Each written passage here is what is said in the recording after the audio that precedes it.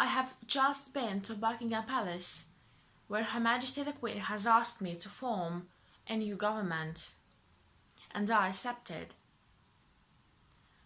In David Cameron I follow in the footsteps of a great modern Prime Minister.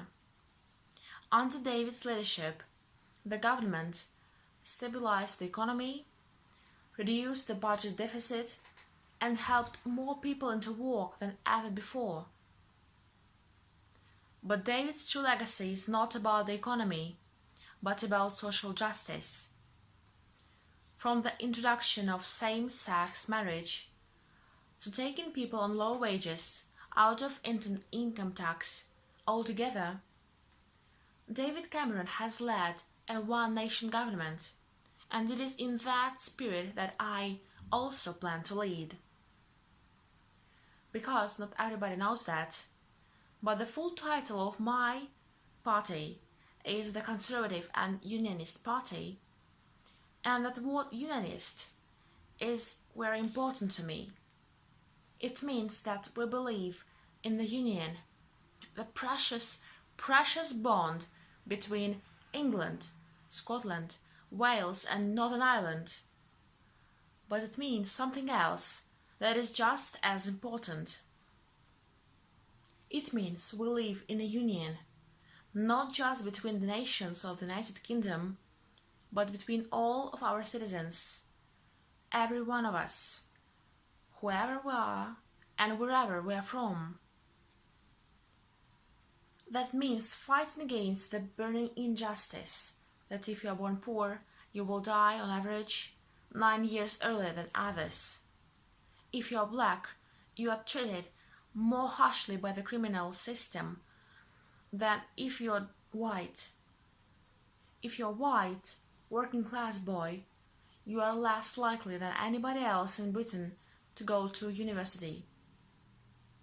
If you are at a state school, you are less likely to reach the top professions than if you are educated privately. If you are a woman, you will earn less than a man. If you suffer from mental health problems, there is not enough help to hand. If you are young, you will find it harder than ever before to own your own home. But the mission to make Britain a country that works for everyone means more than fighting these injustices. If you are from an ordinary working-class family, life is much harder than many people in Westminster realize. You have a job, but you don't always have job security. You have your own home, but you are worried about paying the mortgage. You can just about manage, but worry about the cost of living and getting your kids into a good school. If you're one of those families, if you're just managing, I want to address you directly. I know you're working around the clock. I know you're doing your best, and I know that sometimes life can be a struggle. The government I lead will be driven not by the interest of the privileged few, but by yours. We will do everything we can to give you more control over your lives. When we take the big calls, we will think not of the powerful, but you. When we pass new laws, we will listen not to the mighty, but to you. When it comes to taxes, we will prioritize not the wealthy, but you. When it comes to opportunity, we won't entrench the advantages of the fortunate few. We will do everything we can to help anybody, whatever your background, to go as far as your talents will take you. We are living through an important moment in our country history. Following the referendum, we face a time of great national change. And I know, because we are Great Britain, that we will rise to the challenge.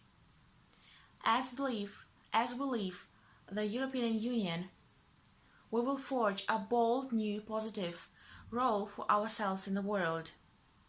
And we will make Britain a country that works not for a privileged few, but for every one of us.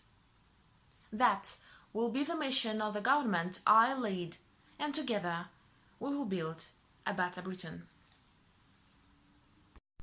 I have myself full confidence that if all do their duty, if nothing is neglected, and if the best arrangements are made, as they are being made, we shall prove ourselves once again able to defend our island home, to ride out the storm of war, and to outlive the menace of tyranny, if necessary for years, if necessary alone. At any rate, that is what we are going to try to do. That is the resolve of His Majesty's government, every man of them.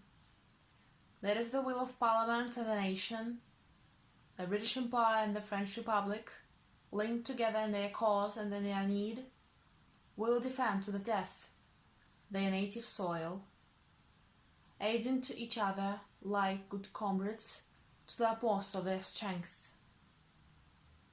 We shall go on to the end. We shall fight in France. We shall fight on the seas and oceans. We shall fight with growing confidence and growing strength in the air. We shall defend our island, whatever the cost may be. We shall fight on the beaches.